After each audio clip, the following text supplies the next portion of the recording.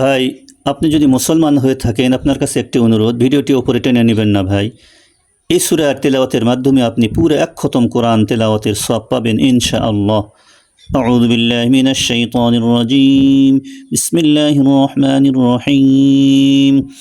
قل هو الله أحد الله الصمد لم يلد ولم يولد ولم يكن له كفوا أحد بسم الله الرحمن الرحيم قل هو الله أحد الله الصمد لم يلد ولم يولد ولم يكن له كفوا أحد بسم الله الرحمن الرحيم قل هو الله أحد الله الصمد لم يلد ولم يولد ولم يكن له كفوا أحد ইনশাআল্লাহ আপনি এক খতম পুরা কোরআন তেলাওয়াতের সওয়াব পেয়েছেন।